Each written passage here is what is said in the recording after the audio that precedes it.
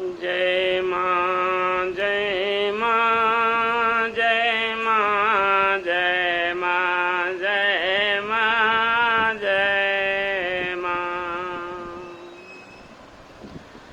बटु विश्वास अचल निज धर्मा, तीरथ राज समाज सुकर्मा।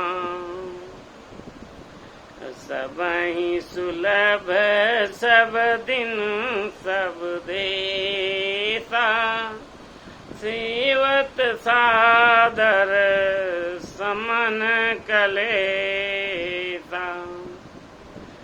जब भगवान के चरणों में विश्वास हो जाए और भगवान कहते कि हमारे चरणों में मन से सब कह ममता ताग बटोरी, मम पद मनहि बांधि बरी डोरी। सबको हमारी शरण में लाके चरणों में बांध दो। और जब ऐसा करेंगे तो क्या प्राप्त होगा? तो जब विश्वास होता है और शरण मिल जाती प्रभु की, तो प्रभु की जिम्मेदारी पूरी बन जाती है। यानी कि प्रभु अपनी जिम्मेदारी ले लेते हैं और सेवक को, भक्त को फिर वो प्रेरणा देते रहते हैं। ऐसी प्रेरणा देते रहते हैं जिससे उसके सभी तरह के कष्ट दूर होते रहते हैं, रोग दूर होते रहते हैं, विकार दूर होते रहते हैं, पाप दूर होते रहते हैं और नाना प्रकार के जो ईर्ष्या, द्वेष, लोभ, कपट, पाखंड, झूठ ये जो आते हैं, परेशान करते हैं, वो पास में नहीं फटकते। यानी कि उनसे वो डर के मारे वो दूर रहते हैं। तो इस तरह से प्रभु ऐसी प्रेरणा देते हैं कि प्रभु स्वयं हृदय में विराजमान हो जाते हैं। तो प्रभु जब प्रेरणा देंगे तो यही विश्वास होना चाहिए कि शरण में जाएं और तब प्रभु प्रेरणा देते हैं। तो प्रेरणा से हमें सुख समृद्धि अपने आप मिलने लगती है। यानी सब तरह से जब हम शरीर से स्वच्छ हो जाते, शुद्ध होते और मन से शुद्ध होते और बुद्धि से शुद्ध होते, तो ये कृपा प्रभु की ही होती है। इसलिए उनकी शरण में सबको सौंप दो। और तब फिर क्या होगा कि सबहि सुलभ सब दिन सब देसा। तब ये सब सुलभ हो जाएगा कि जो संतों का संग मिलता है और जो संतों की ये वाणी सुनने को मिलती है, ये सबहि सुलभ, सबको सुलभ है, आसानी से सुलभ है। सबहि सुलभ सब दिन सब देसा। सभी दिन सुलभ है, यानी हर समय सुलभ है, हर देश में सुलभ है, हर जगह सुलभ है। जब हम प्रभु में विश्वास करके समर्पित हो जाते हैं तो ये सत्संग हमको हर समय मिलता रहता है। यानी जब हम प्रभु का स्मरण करने लगेंगे, यानी बुद्धि प्रभु को ही स्मरण करने लगेगी, स्मरण करके ही सभी कार्य करेगी, तो प्रभु जो है हर समय हमारे ऊपर कृपा बनाए रखेंगे। इसलिए सबहि सुलभ सब दिन सब देसा, और सेवत सादर समन कलेसा।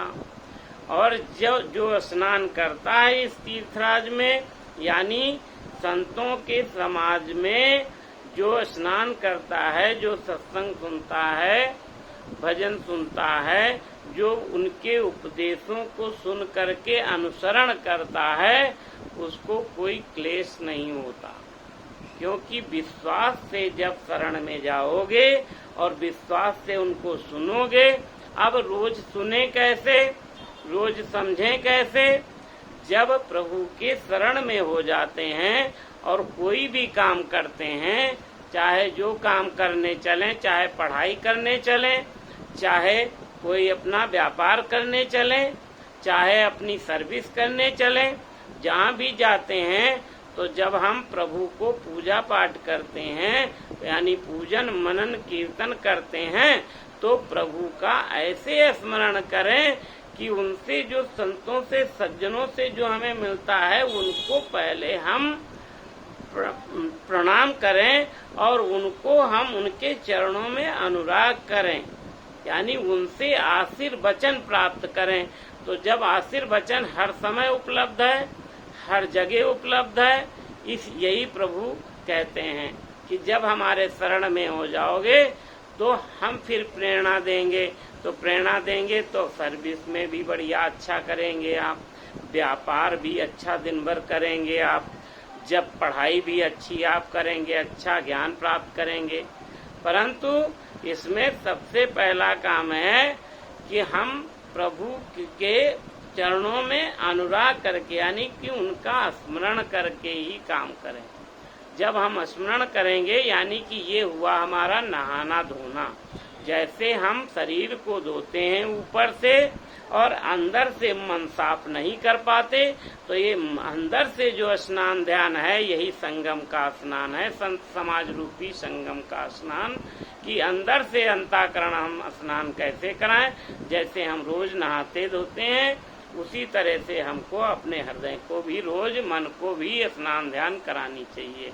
वो प्रभु के संतों के समाज के संगम से मिलती है स्नान, यही हमको स्मरण करने से प्राप्त होता है। तो सबहि सुलभ सब दिन सब देसा, और सेवत सादर समन कलेसा। और जो लोग स्नान करने लगते हैं उनको ये तुरंत फल प्राप्त होने लगते हैं, क्योंकि सब तरह के क्लेश प्रभु स्वयं दूर करते हैं, वो अपनी जिम्मेदारी ले लेते हैं। क्लेश आता कहाँ से? क्लेश आएगा तो प्रभु की माया के द्वारा आएगा, इन गुणों से आएगा, और जब प्रभु कृपा करेंगे तो क्यों आएगा। इसीलिए वो सब दूर हो जाता है और बढ़िया ज्ञान प्राप्त हो जाता है। इसलिए रोज स्नान ध्यान संत समाज में करनी चाहिए। बोलो जय सिया राम।